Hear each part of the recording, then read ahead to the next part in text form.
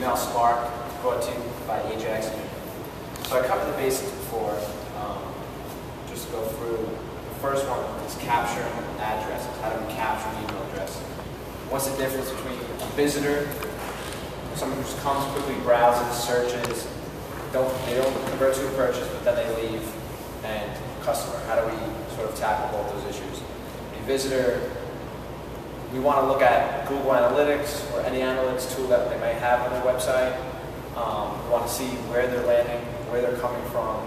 We analyze, and when you've got a new gentleman on the phone with some people, the analysis portion is the setup. So when they're saying setup, and you're saying it costs this much for setup, or we do this for setup, you want to tell them, I have a guy, he analyzes your website, your traffic, he sees where to place subscription boxes, what's the best way to capture people who are quickly coming to the website and leaving. Maybe there's a promotion you want to offer them, $5 off, 5% off, 10% off.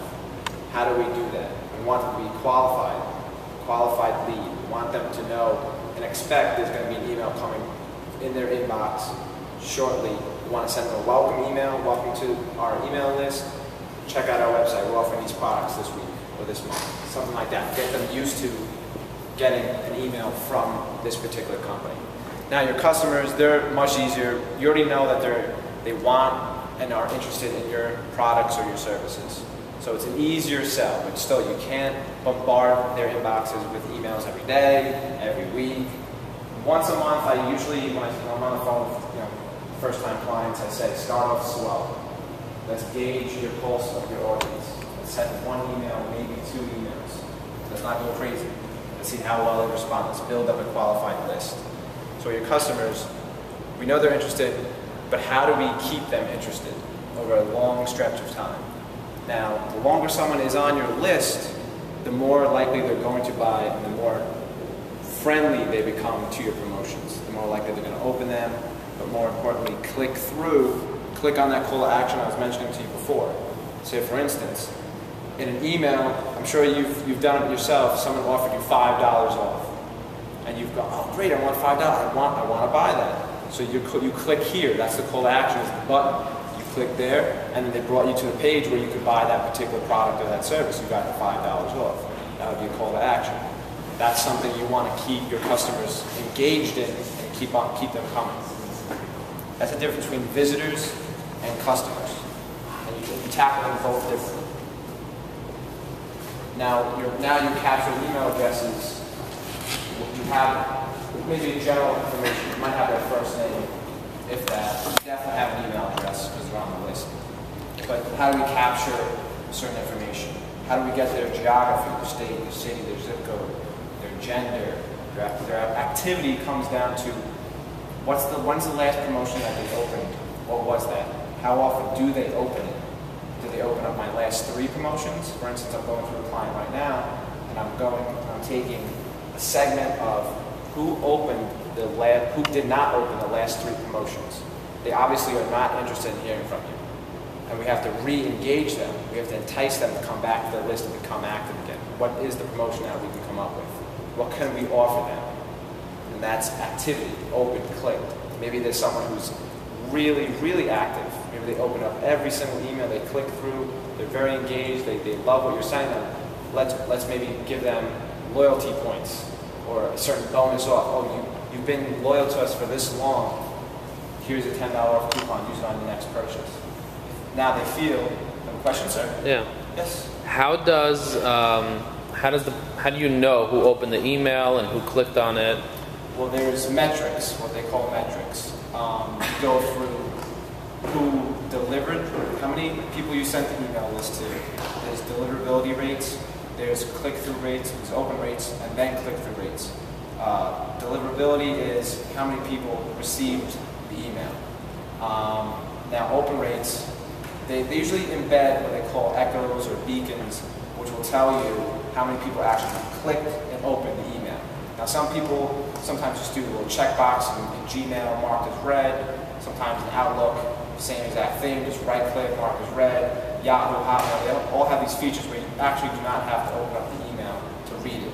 So they know if someone actually did that or not. And you want to know that number because that means someone wants to read your message. You want to target that specific person. Maybe they're interested, maybe they're not. You want to know that number. Is it possible that somebody reads the email but doesn't get tracked that they read it?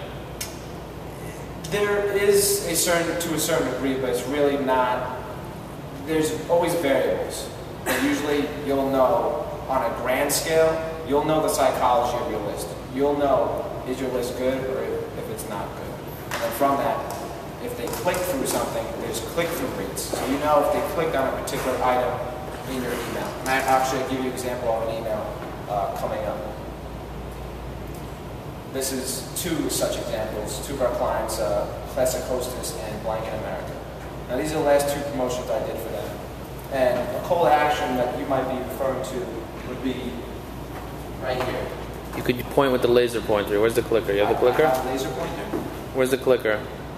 Yeah, so that's how you can go from one thing to the next thing. And in the center, there's a button. You just point. No, not in your face, though. I like it. So, this is like that. So this is the call to action here. They're gonna come. Your eye immediately is gonna go. This is always what happens. Any promotion, doesn't matter if it's email or a newspaper or a magazine. You always go like this. And you also usually read like this, in most cases. Two ways, you're going to read the headline here. What's the promotion? We're offering the 2 ways to save. That's how this is where I want them to go. This is what I want them to buy. I want them to look at the dispensers. Most people aren't going to do this, but a good portion will, and that's the people you want to target. Other people might look at these products, shiny things down here, and look at them. So for instance, this particular email, most people clicked on this. This was first, this was second. This is where most people clicked. So you notice they went like that. Then we have view dispenser, view dispenser, view dispenser. We list their prices, what's the name of the product, and then usually this is a footer. You'll notice pretty much the same layout. There's your headline, there's your call to action. I have this big, shiny, nice, fluffy towel, and they're going to see this. Shop now. Offer ends in the date. Now you want to accompany the call to action with some sort of date or expiration. The expiration isn't because you don't want to have the promotion last forever, or you're going to sell out a particular product. You want to drive the person to actually make a purchase. Oh, I'm reading this. It ends in 2 days. Oh my God, I should buy now. You want to get them to purchase. That's the whole point of these emails. You want to say, boom, there's the date. Oh, now we have a second tier. He wanted to just display his new product. The Star Spangled Blanket. He was very proud. He goes, I want to put that somewhere in the email. And I said, sure. I know people are going to look like this. Let's put it right there. He really wants to let people know. And it's a nice product. The second part of the sale was the 40% off of Patricia Fields. So boom, again, you have his headline, little subhead, and then a call to action. Shop now. You want them to click. Does the colors come into anything?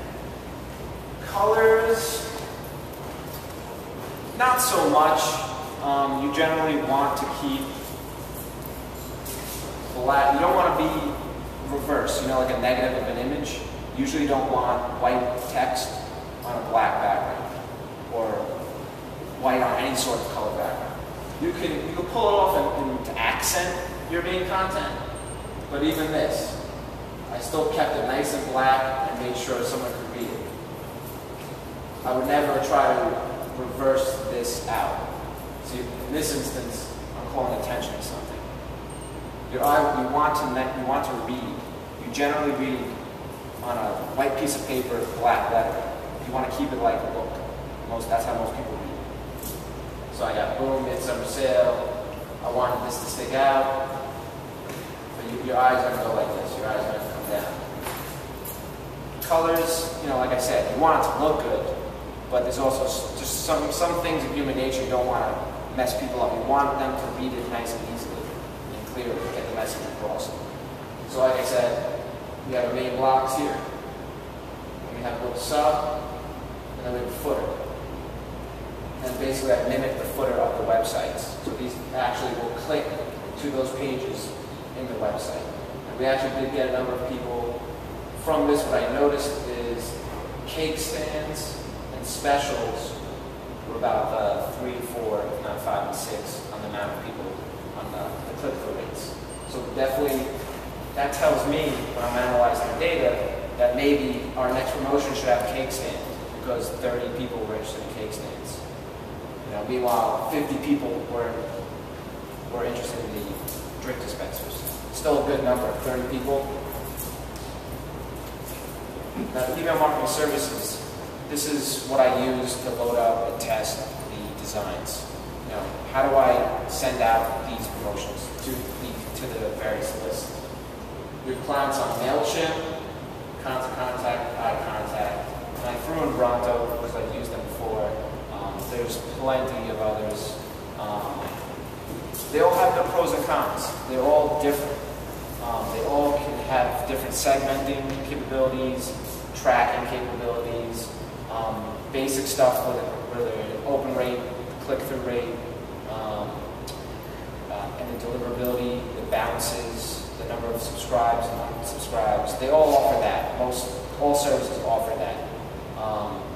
Really, what you're paying for is the segmentation, how you target people, and the information you get back on particular people on your list. So all have pros and cons. Eye contact. These two offer much more segmentation than constant contact does. Constant contact, in my opinion, constant contact tends to be more reliable. When you click send, you know it's going to send really quick. I feel like their servers are a little bit better. Their service is better also. So they definitely have a greater bandwidth and capacity to send much more or a greater volume of emails. But they lack certain segmentation. For instance, MailChimp, when I send it, I know it's going to, if I hit send now or I schedule it to go out at a specific time, it's going to take about 15, 20 minutes for it to really churn out the emails and get it out and finish processing and stuff like that. So the pros and cons of everything. Is MailChimp free or is MailChimp free? Yeah, MailChimp, they keep changing, they keep making it greater and greater. I think it's 12,000 emails a month to get for free. It used to be 1,000 about 2 or 3 years ago. So they keep getting better, they keep trying to that's the way they're branding themselves, an open source sort of community, getting people involved. MailChimp actually, a lot of websites, they have a good API. An API allows you to programmatically connect with their database, and actually they offer a lot of services in that respect. There's a whole development community, and Facebook has a whole development community. MailChimp is the same way. Okay. So Constant Contact is a little more closed. Their API is not as robust. Not to say that they don't have one, but it's not as robust as MailChimp. MailChimp is definitely more open source and developer friendly. So there's, like I said, there's pros and cons. Constant Contact is definitely has a greater reputation and a greater deliverability rate. I know those emails are going out then, and they're going to get there. You know what I'm saying? So it's your preference. Do you really want to drill down, or do you not want to drill down? Way to screw up the momentum. So you have to weigh everything. You have to. What's your marketing goal? For instance, in email marketing, I would say you want to segment. You want to drill down. You want to know who's reading, when they're reading, how often they're reading, and how often do we want to send and target to those particular audiences. Basically, your imagination is a limit in that case. With Constant Contact, the message is definitely going to get there. We actually, yes? I've used a service called FanBridge. FanBridge? Which is more for musicians. And you're allowed to send two subject lines. So, like an A/B test? Yeah. Do you know if any of those offer that? Well, it goes back to that segmenting. So they all have to a different spectrum of segmenting. How deep do you really want to go, or how deep do you not want to go? And you segment the list, and you send a campaign to each segment. So I can write a subject line, and then I can write a different subject line. I can have as many subject lines as I have time to create, until I just blow my mind, So it depends. Maybe you want to say 24 hours left of this sale, or last day of this sale. Okay, I can split my whole list into two and see which one responds better. Last day of 24 hours. So then the next time I said, I write a note, I go, okay, which one did better, and then I just only use that subject line the next time I come up with that sort of notion. So that's what segmenting comes into play. So, and different areas respond differently. You can segment geography. How did they get to my list? Were they added from Facebook, like a Facebook forum? Are they signed up to my newsletter? Are they signed up to my special deals? And newsletters and special deals, it's its own. This is psychology. Special deals, like I know I can bombard people with an offer as often as I want. Not too crazy, but as often as I want. A newsletter tends to be more informative. It's a softer sell. I'm not throwing 20% off in someone's face. So you saw that those emails that I created, there was that main content block. A newsletter really won't have a promotion as large and right in front of your face, taking up that amount of space. It'd be a nice, maybe an article telling you how to maintain a particular equipment or product that you bought. And the PS at the bottom, I sell these products, something like that. You notice how it's not as in your face. That's a hard and a soft sell. So those are various services that we use. Now, when it comes to email clients, I mentioned a few before, and these are the biggest. These are the bigger ones, Hotmail and Yahoo on the consumer side of things, and on the B2B tends to be these. Question. AOL. What do you think about AOL? Yeah, they're a player, that's for sure. I don't know the exact percentage breakdowns, but I do know that they're definitely bigger. AOL is actually probably bigger than Gmail. Gmail is a very small percentage. So you're right in pointing out my flaw in my list. Insert AOL. I didn't know people still use Hotmail. AOL is bigger than Gmail? Hotmail and Yahoo are bigger than Gmail? Yeah. Raise your hand, please. Question? I would raise my hand either. Oh, Gmail? Yes. Gmail actually is very small. How is that possible? If you look at the numbers, it's way below. Depends on the list also. Well, If you have Mashable people, you have a lot of Gmail accounts. If you'll have just random people, if you have a lot of seniors, you'll have AOL. Dinosaurs. Exactly. Well, and also, I brought it up before, but, Outlook is more of a business. The B2B would be interested in making sure your email gets delivered to Outlook. How does it look in Outlook? I don't want to blow out something. I don't want it to be over here, stuff like that. Goes into a lot. Gmail, Yahoo, Hotmail tends to be consumer, and Gmail is more of the younger generation is Gmail. The older generation tends to be Hotmail, Yahoo. I know plenty of people that use Yahoo, but there's definitely a breakdown of age and demographic. How often do you see people using like Thunderbird or Outlook 2010 and the latest, greatest things? Do you even see those things? You can see those things, and it goes back to the services, the email services. Some people will break that down for you. Some people don't have that capability. A big player actually in the rise right now is iPhone. A lot of iPhone browsers. They're definitely creeping up very big. A lot of people are looking at their mobile devices. I didn't list any mobile devices on this because they're still not as great as these. What do they use? But they're on the rise. It's something to take into consideration in the near future. Yes, sir. What do they use? Like, what does like the BlackBerry use as an email? Is it BlackBerry's own service? That's BlackBerry. Yeah. So iPhone is an iPhone. BlackBerry. You have all those sorts of services. Like I have the Gmail apps on my phone, but it's not like Gmail like you use on your computer. It's just a BlackBerry version. It's very bare bones. Right. Yeah, but you have to take into consideration a lot of people look at their mobile devices now, and it's pretty much going to become mainstream. Another thing is the tablets. You have the Samsung, the BlackBerry notebook just came out. What's the app you play about? The Apple iPad. I don't have one yet. That's why I don't know what it is. But those sorts of things. Tablets are now coming into the fold. People, I actually looked at them on the subway. I now see people. They're reading on the tablets. Just flipping pages. Quick slip. that they're going to be reading their emails soon. A lot of people. The future is definitely going to a mobile sort of thing. But the situation as it is now is definitely still these guys right here. Let's see if we have, and that is the end. Any questions?